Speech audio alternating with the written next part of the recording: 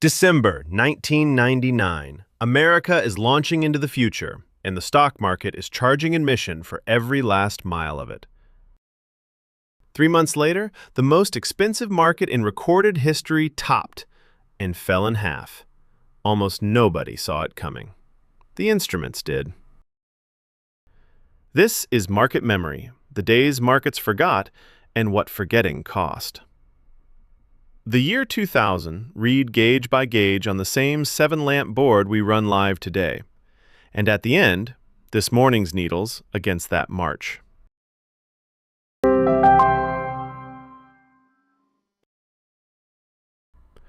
On the 24th of March 2000, the S&P 500 closed at its all-time high. Almost nobody who bought stocks that day would see their money back for 7 years. The people buying weren't fools. They were buying the future, the internet, and everything it was actually about to become. The internet was real. The future arrived exactly as promised. And the market still fell in half. Start with the year before the top. In 1999, the NASDAQ composite rose 86% in 1 year. And then, from that October to the following March, it rose another 48% on top. That's not a trend. That's a vertical line. Gauge 7 on our board measures exactly this: acceleration, price going parabolic against its own history. And by late 99, it was pinned. The froth gauge was worse. 476 companies went public in 99, a record. And the average first-day pop was 68%. The average. One company, theglobe.com, had opened up 606% the year before.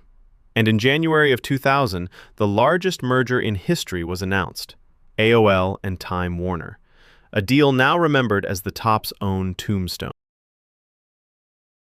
So what did the instruments actually read at the top? Our engine replayed every month-end from 1928 to today, using only the data anyone could have seen at the time. March 2000, 5 of 7 lamps lit. Not a hunch. 5. Valuation. Lit. And not just lit, the CAPE ratio hit 44, the highest reading in the entire record, before or since. Leverage. Lit. Margin debt, money borrowed against stocks, had grown roughly 80% year over year, and it peaked in March 2000, the same month as the index. To this day, the tightest peak coincidence on record. Breadth. Lit. And this one is the quiet masterpiece. The average stock had peaked in April 1998, 2 years before the index. By March 2000, fewer than half of all stocks were even above their own 200-day average, while the headline index made new highs. The advance was 300 stocks wide at the start and a dozen wide at the end. Froth. Lit, as we saw. Acceleration. Lit.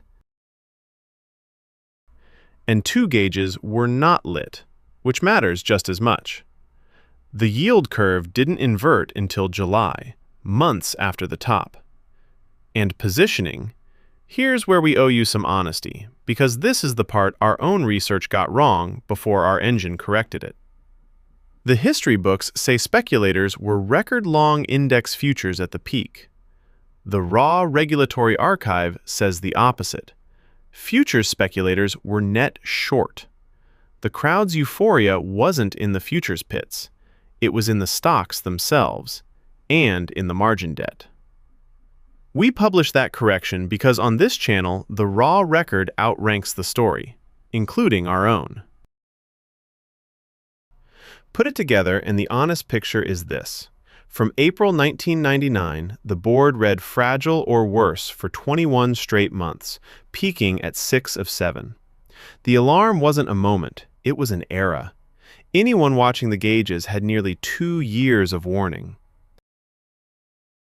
What followed? The S&P fell 49% over 31 months. The NASDAQ fell 78% and needed 15 years to see its old high again. But notice the shape of the damage. Equal weight indexes and value stocks fell far, far less. The bubble was narrow. The gauges knew that too. That's what the breadth lamp had been saying for 2 years. Now the catch. Because if we stopped here, we'd be selling you a fairy tale. The valuation lamp first lit in 1996. Alan Greenspan gave his famous irrational exuberance warning in December of that year, with the CAPE at 27. The market then rose another 105% over 40 more months. A lit lamp is not a sell signal. It never has been. In September 2024, our own board read fragile, and nothing happened. We keep that false alarm on the public ledger because an instrument that hides its misses isn't an instrument. It's marketing. Which brings us to this morning. The same 7 gauges run live every day, and as of this recording, 6 of the 7 can be measured, and 2 lamps are lit. The CAPE ratio sits above 40, second in the whole record only to the peak you just watched. The Buffett indicator, total market value against the size of the economy, is at an all-time record, higher than 2,000. The margin debt gauge we mark stale this morning, its data arrives weeks in arrears, but at last reading it was growing more than 50% a year. And the yield curve, the gauge that was late in 2000, has already done its inversion and is re-steepening, historically the more dangerous phase. Some needles rhyme with that march, some genuinely don't. That difference, lamp by lamp, with every miss on the ledger, is the whole point of reading instruments instead of headlines. The board is live at agenticsovereigncapital.com/bubblewatch. Every lamp inspectable, every false alarm published. This episode is education, not investment advice, and nothing in it is a recommendation. History doesn't repeat, but it keeps a ledger. New episode every week. Follow, and next time on Market Memory, we'll read you another day the market forgot.